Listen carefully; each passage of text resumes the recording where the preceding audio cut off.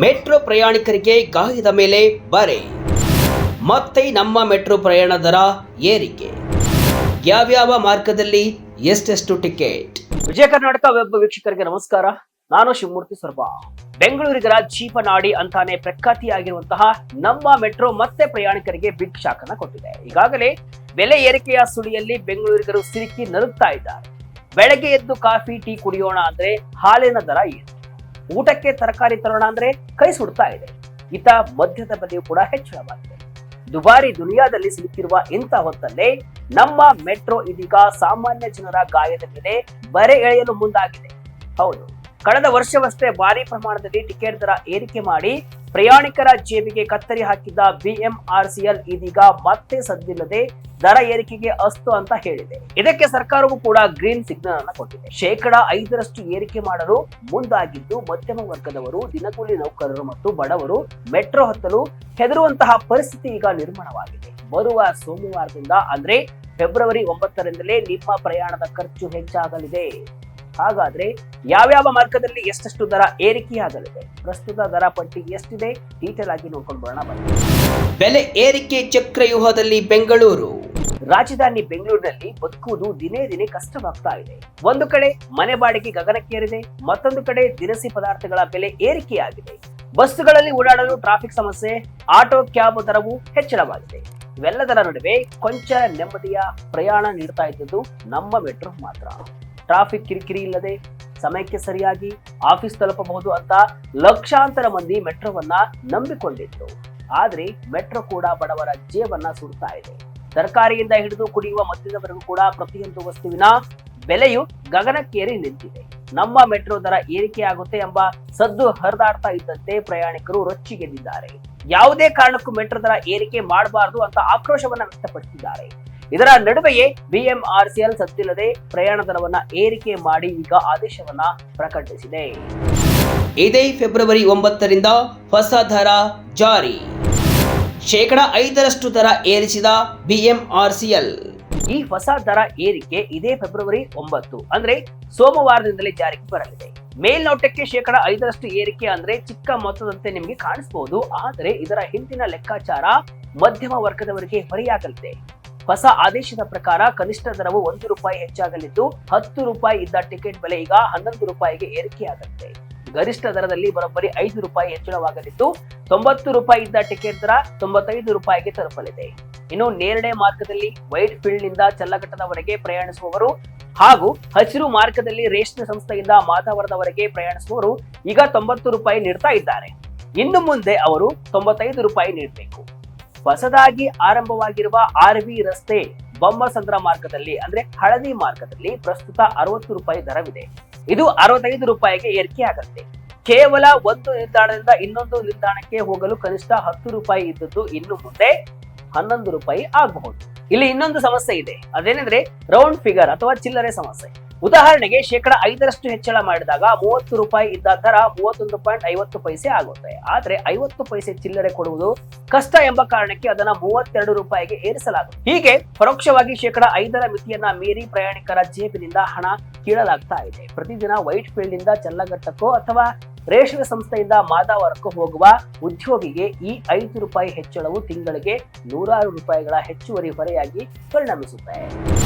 ಕದ್ದು ಮುಚ್ಚಿ ನಡೆಯುತ್ತೆ ದರ ಏರಿಕೆ ಪ್ರಕ್ರಿಯೆ. ದರ ಏರಿಕೆಗೆ ರಾಜ್ಯ ಸರ್ಕಾರ ಗ್ರೀನ್ ಸಿಗ್ನಲ್. ಅಚ್ಚರಿಯ ಸಂಗತಿ ಏನಂದ್ರೆ, ಇಷ್ಟು ದೊಡ್ಡ ನಿರ್ಧಾರವನ್ನ ತೆಗೆದುಕೊಳ್ಳುವಾಗ ಬಿಎಂಆರ್ಸಿಎಲ್ ಪಾರದರ್ಶಕತೆ ಕಾಪಾಡಿಕೊಂಡಿಲ್ಲ ಎಂಬ ಆರೋಪ ಕೇಳಿ ಬರ್ತಾ ಇದೆ.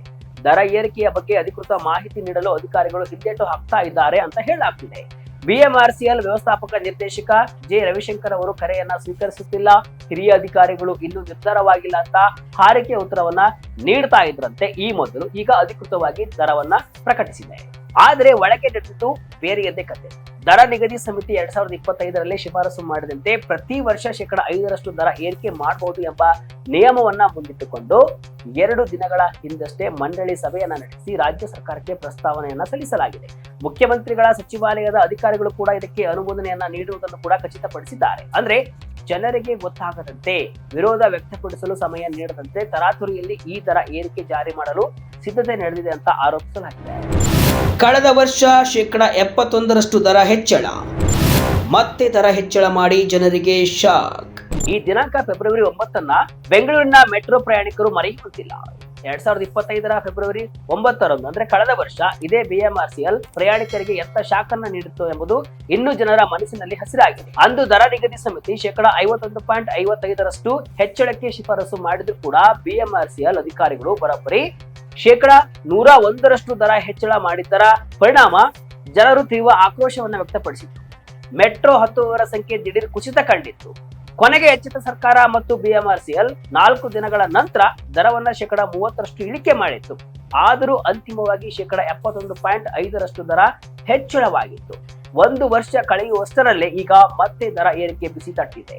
ಇಂಧನ ವೆಚ್ಚ, ನಿರ್ವಹಣೆ ವೆಚ್ಚದ ನೆಪ ಹೇಳುವ ಅಧಿಕಾರಿಗಳು ಜನರ ಕಷ್ಟವನ್ನ ಮಾತ್ರ ಪರಿಗಣಿಸ್ತಿಲ್ಲ ಅಂತ ಆಕ್ರೋಶ ವ್ಯಕ್ತವಾಗ್ತಿದೆ. ಅಧಿಕಾರಿಗಳ ಐಷಾರಾಮಿ ಜೀವನಕ್ಕೆ ಪ್ರಯಾಣಿಕರ ಬಲಿ. ದುಂದು ವೆಚ್ಚ ಕಡಿಮೆ ಮಾಡುವಂತೆ ಜನರ ಆಕ್ರೋಶ.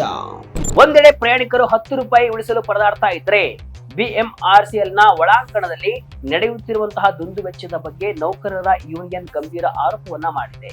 ಪ್ರಯಾಣ ದರ ಏರಿಸುವ ಬದಲು ಅಧಿಕಾರಿಗಳ ಐಷಾರಾಮಿ ವೆಚ್ಚಕ್ಕೆ ಕಡಿವಾಣ ಹಾಕಿದ್ರೆ ಸಾಕು ಅಂತಾರೆ ಬಿಎಂಆರ್ಸಿಎಲ್ ನೌಕರರ ಯೂನಿಯನ್ ಉಪಾಧ್ಯಕ್ಷ ಸೂರ್ಯನಾರಾಯಣ ಮೂರ್ತಿ. ಅವರ ಪ್ರಕಾರ 3 ಲಕ್ಷ ವೇತನ ಪಡೆಯುವ ಒಬ್ಬ ಅಧಿಕಾರಿ ತನಗೆ ತಾನೇ 1.5 ಲಕ್ಷದಷ್ಟು ವೇತನವನ್ನ ಹೆಚ್ಚಳ ಮಾಡಿಕೊಂಡಿದ್ದಾರೆ. ಇಂತಹ ಅನೇಕ ಅಧಿಕಾರಿಗಳು ಮನಸೋ ಇಚ್ಛೆ ವೇತನವನ್ನ ಏರಿಸಿಕೊಂಡಿದ್ದಾರೆ. ಅಷ್ಟೇ ಅಲ್ಲ, ಬೇರೆ ಬೇರೆ ಇಲಾಖೆಗಳಲ್ಲಿ ನಿವೃತ್ತರಾದ ಸುಮಾರು 300ಕ್ಕೂ ಹೆಚ್ಚು ಅಧಿಕಾರಿಗಳನ್ನ ಮತ್ತೆ ನೇಮಿಸಿಕೊಂಡು ಅವರಿಗೆ ಕೋಟ್ಯಾಂತರ ರೂಪಾಯಿ ಸಂಬಳವನ್ನ ನೀಡಲಾಗ್ತಿದೆ. ಸುಮಾರು 10 ಕೋಟಿಯಷ್ಟು ಹಣ ಹೀಗೆ ಪೋಲಾಗ್ತಾ ಇದೆ.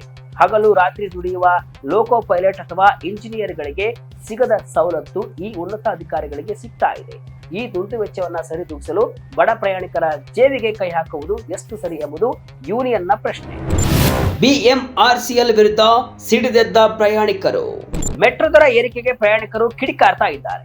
ಬೆಂಗಳೂರು ಪ್ರಯಾಣಿಕರು ಹೇಳುವಂತೆ ಬೆಳಗ್ಗೆಯಿಂದ ರಾತ್ರಿವರೆಗೂ ದುಡಿದರೂ ಕೂಡ ಕೈಗೆ ಸಿಗೋದು ಅಲ್ಪ ಸಂಬಳ. ಅದರಲ್ಲಿ ಮನೆ ಬಾಡಿಗೆ ಕಟ್ಟಿ ದುಬಾರಿ ತರಕಾರಿ ತಂದು ಊಟ ಮಾಡುವುದೇ ಕಷ್ಟವಾಗ್ತಾ ಇದೆ.